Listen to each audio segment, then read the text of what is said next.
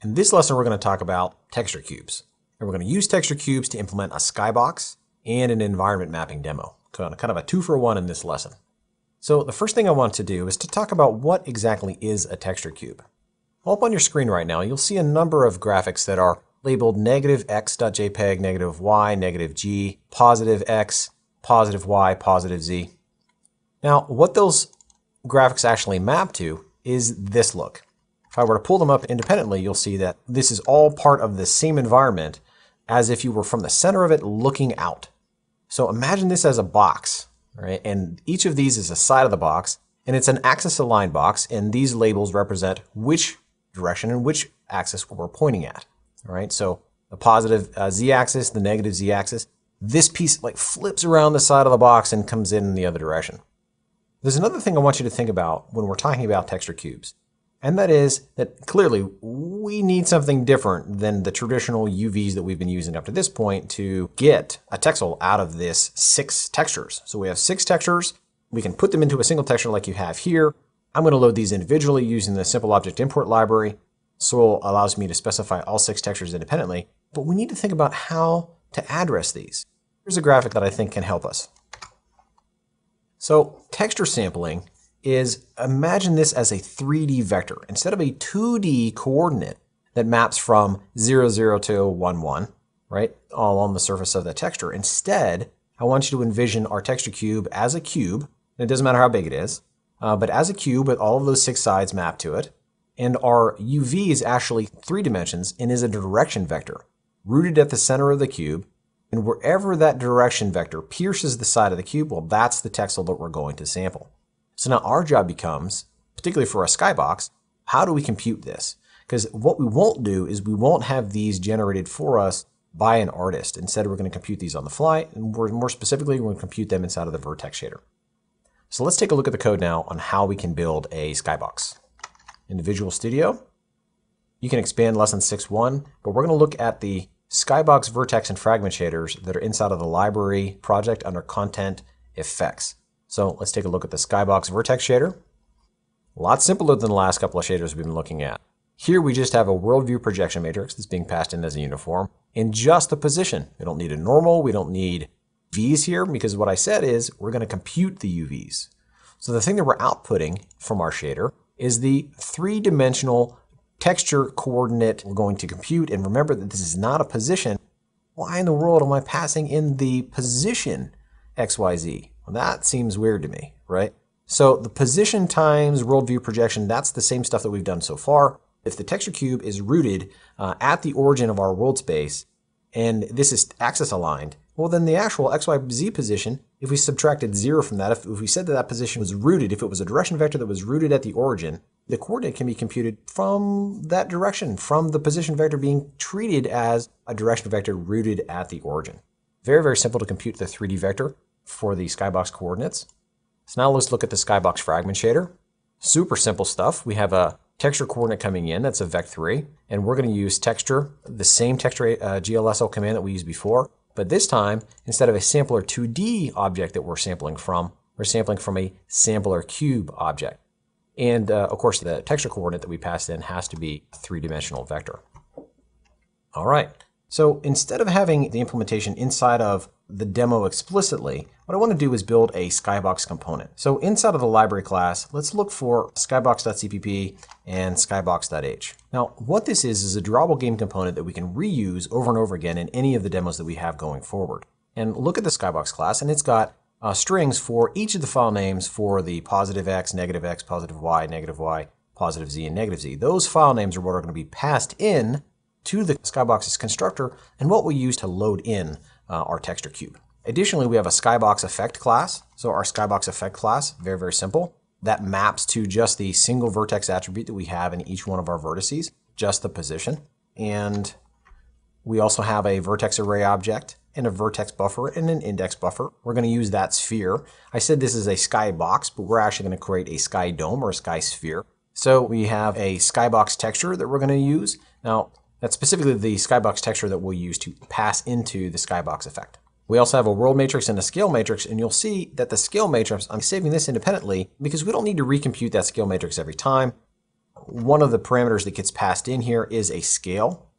And you would want to be able to scale the model, right? We have a sphere model. Well, that sphere model is probably not going to be big enough to be far enough away to where it would look right. So we're going to make that scale bigger so we can be inside of the sphere. And finally, we're going to specify a skybox texture sampler. We're going to pass that into the fragment shader. So let's look at the implementation of our skybox class. So our skybox class, we're going to specify our scale matrix in the constructor using the GLM scale method. Map4 as that's the identity matrix being passed in there, so we're not concatenating with anything.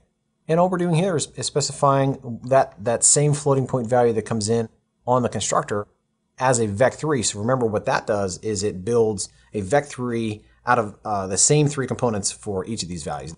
That means that this is a uniform scaling matrix. Okay, we're also going to pass in, this is just pass-throughs for the constructor's file names for each of the axes. And down here is where this gets interesting. We're going to do the sphere load just as we had before. We're going to invoke our create vertex buffer method just as we had before from the mesh out of that sphere. But now what we're going to do is call soils load OGL cube map function. That's different than the other soil function that we've been using just to load single textures, because now what this does is it actually builds up a cube map and returns it to the M skybox texture GL unsigned ins. Inside of this function, if you dig down inside of this function, you'll see that it's doing a gen textures. And that is creating that name that we need to track, and it's that name that we'll supply when we do a bind texture call. If this fails, then we'll throw an exception.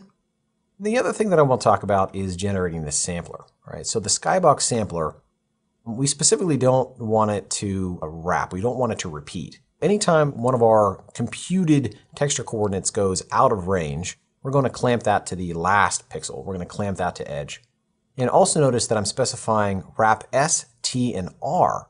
We have that third coordinate, if you recall, because this is a three-dimensional texture coordinate. So that's the sampler parameter GL texture wrap R. We're going to use GL linear, that's bilinear filtering for the minification and magnification filter. Then we're going to initialize our vertex array object, but the initialization here is really pretty minimal. All we've got inside of our initialize function for our skybox is that single worldview projection matrix and our one vertex attribute, which is that position vector. Remember back here, if we look at our skybox vertex shader, again, it's just that single position that we're taking in. All right, so coming back to the update method, something to mention here. That world matrix is what's being applied to the whole sphere that we're rendering. So we're translating the sphere to match the camera's position. What we're doing that for is so that we can never reach the skybox's edge. So as long as we move, anywhere we move, the camera moves, the skybox goes with us. And notice that we're doing a scale matrix first. So it's the scale matrix and then concatenating that with the translation matrix to build up our world matrix. And the world matrix, of course, is being concatenated with the camera's view projection matrix. And we're passing that into the shader. So that's it. Really very simple.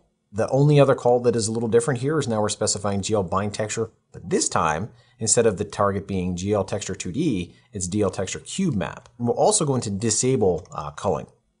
Rather than worrying about culling at this point, we're going to be inside of the cube, remember. We don't want to treat the back-facing triangles as culling, right? The back-facing triangles, we would want to flip that. So if we had enabled culling, then we would want to say clockwise, which would otherwise be the back-facing triangles. Those are the triangles that we actually don't want to call. Those become front-facing triangles now. We can never get outside of it, so there's no reason to really do that. So we'll just disable culling altogether. So let's see how this works. Let's run our application. And now we are inside of this sphere. And inside of this sphere, we've got those 6 images mapped to our sphere. I can just pan around just like I do with my first-person camera. I've got little grids just to tell us where we are oriented in the world.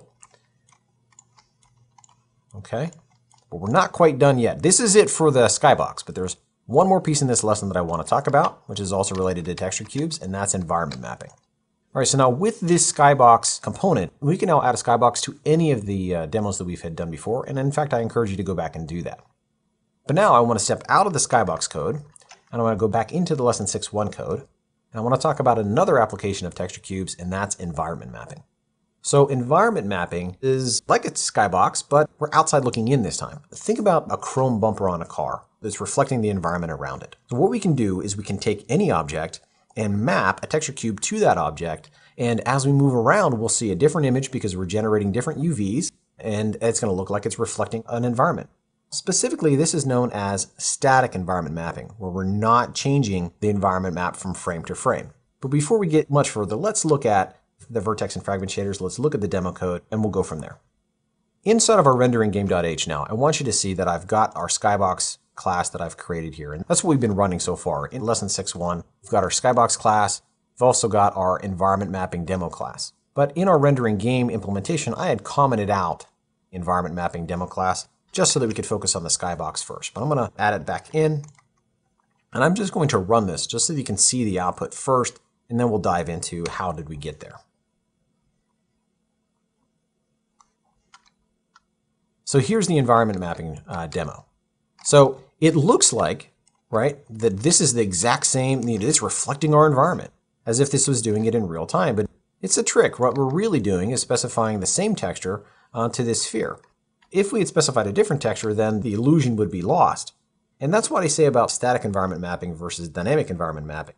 Certainly, if there were objects that were in the scene, there were the things that are around this sphere, if they weren't included in the environment map that we mapped to this object, then that illusion might be lost a little bit. This doesn't matter at all if you can't get up close to the thing that's reflecting the environment. It certainly doesn't matter if the thing is really warped and distorted, like a bumper might be, because then you can't really see that there's a lot of difference. Now let's dig into the implementation of the environment map. It's not all that different than what we just did with the skybox. Open up the environment mapping demo. We've got our environment mapping sampler, all right? That's going to be kind of reminiscent from the skybox sampler that we have. We've got our color texture sampler. So why don't I have two samplers here? And I'll explain that here in a minute. We've got the concept of a color texture and an environment map as well. So what's this about? Well, you saw the output here being just this chrome looking ball, but that can also have a texture underlying it. So very often you won't purely have this chrome look. You also want a color texture that you'll interpolate between the environment map and the color map. That's exactly why we have two different samplers and why we have two different textures that are set up here. I keep using the word map, and I'm saying environment map, or you've heard me use the word specular map. The term map just means texture. So mapping is then applying that texture to a surface. When I use the word environment map, I'm just referring to a texture specifically for a texture cube and for mapping to an object to simulate the environment that surrounds it.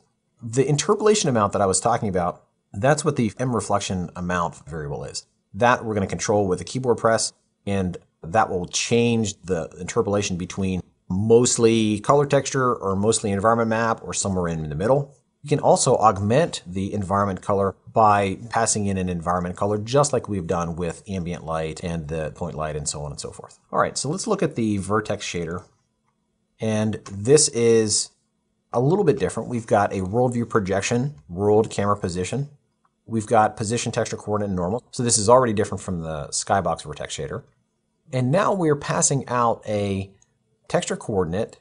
All right, so this is a vec2 texture coordinate, and that is different than the one that we had computed for the texture coordinate for the skybox.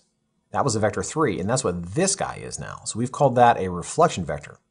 This is the UV that we're going to use to look up in the color texture, and this is the UVW, right, the vec3 that we're going to use to look up into the environment map, the cube map. All right, so how do we produce that? Well, for the texture coordinate, of course, we just pass that straight through. For the reflection vector, that's computed as the incident vector minus 2 times the dot product of the normal and the incident vector times the normal. And when I say incident vector, I'm just talking about the direction between the world position and the camera position. So how do we compute all this? The world position, again, we just compute the position in object space. We transform that into world space with a world matrix. For the incident vector, we subtract the camera position from the world position, and then we normalize it. And then for the normal, as before, we're going to transform that by the world matrix. So the reflection vector, now we have all of those three components. Now we can compute the reflection vector. I've spelled it out here. I could have simply just done exactly what I just described. Incident minus 2 times the dot of n and I times n. But there's a GLSL intrinsic called reflect. Anytime there's a GLSL intrinsic that we can use, we should, because it's going to be more efficient than us writing that same code out. This is the equation that reflect is using. I just wanted to spell it out and then tell you why I'm using an intrinsic. Now let's look at the fragment shader. And in the fragment shader, notice that we've got two samplers. One's at binding 0 and the other is at binding 1. And the first one is our sampler cube and the second one is our sampler 2D. So this is the environment sampler and the color texture sampler. Now we're also passing in an ambient color, and I'm not doing any complex lighting here. I'm just focusing on the environment mapping effect. We could apply this to any of the lighting models that we've developed so far. I am passing just an ambient color, and then that environment color that I talked about. And that environment color allows us to just have another dial that's specific to the ENV color. So the reflection amount is just that slider that goes between the computed color of the surface from the color texture and the computed color from the environment map. So we get the texture coordinate in the reflection vector from the vertex shader. We're going to use the textual coordinate to look up a texel from the color texture sampler, we're going to compute our ambient term just as we have in the past. And now we're going to compute the environment term. The environment term is the same call, texture, but now we're going to pass in the environment map sampler and its reflection vector in order to compute that specific texel. Remember, that's that image that I was talking about of the texture cube. We're still piercing the side, but I want you to think of this as kind of an outside looking in, right? That's what we're actually mapping here. So I just want the red, green, and blue values for that. Even though the texture intrinsic returns a vec4, I just want the RGB channels. So I'll pull out the vec3 from that. And now I'm going to compute the final reflection term. So we've got an ambient term, which was computed from the sampled color times the ambient color. And now I've got a reflection term, which is the environment color times the sampled environment texel. So these are the two terms then that I'm going to interpolate between. And interpolation inside of GLSL is done with the mix keyword. So the mix intrinsic, I pass in ambient, I pass in reflection. And now I've got that slider. Remember, this is the reflection amount slider. And the interpolation that we're doing here is saying, all right, if the reflection amount was 0, then 100% of it would come from the ambient. If the reflection amount was 1, then 100% of the value would come from reflection. If the value was 0.3, then 70% of the color would come from the ambient side, 30% would come from the reflection side. And then, as usual here, our alpha, our opacity, is coming from the sampled color. So let's pull up the environment mapping demo implementation. In here, we're loading up the vertex and fragment shaders for the environment mapping demo, loading up the sphere object, building up the vertex shaders, loading in a checkerboard PNG. You didn't see that yet because we didn't actually contribute anything. Our reflection amount was 100%, and we'll see it as I demo it this time. We'll commingle the two. And notice that the color texture sampler, I'm doing a linear and linear for the min and magnification, so no min mapping there. And georepeat, in case any of the vertices were beyond the 0 to 1 range. Similarly, the environment map here, I'm loading up the very same texture cube that I had showed you just a moment ago, the same that we're using for the skybox. And I'm using linear interpolation for the minification, magnification, and repeating along all three coordinates if I need to. Okay, so finally, let's look at update reflection amount. If the up key or the down key, these are the arrow keys, either one of these keys are pressed, then we will increase and decrease the reflection amount. And finally, the draw call. This is going to look awfully similar. We bind our vertex array object, bind our vertex and index buffer, use that particular shader, and now we're going to send in all of our values, the worldview projection matrix, the world matrix, the ambient lights color, the environment color, the reflection amount, and the camera's position. But now, here's something that's a little different that we haven't talked about before, because this is the first time that we've encountered a fragment shader that accepts more than one texture. So when we want to map more than one texture, we can use the GL texture 0 enumeration and GL texture 1, and then there's GL texture 2, 3, 4, 5, 6, etc. So what we'll do is bind a sampler, and this says that's the 0 index, and if you go back to the fragment shader, you'll see that's the 0 index for the environment mapping sampler, and it's 1 for the color texture sampler. But now I want to map the GL bind texture to the target GL texture cube map, and I need to specify the active texture as GL texture 0. And then when I'm binding the texture for the color texture, even though I'm specifying a different target, I'm going to specify GL texture 1 as the active texture. So that's the second slot, if you will. So we can have multiple texture slots, and when we use them, we need to specify GL active texture before we bind the texture. All right, so now let's run the demonstration one last time, and you'll see what I'm going to do here with the reflection amount. I'm going to change the reflection amount just with the arrow up and down keys. So now this is full on no reflection, so the reflection amount is 0.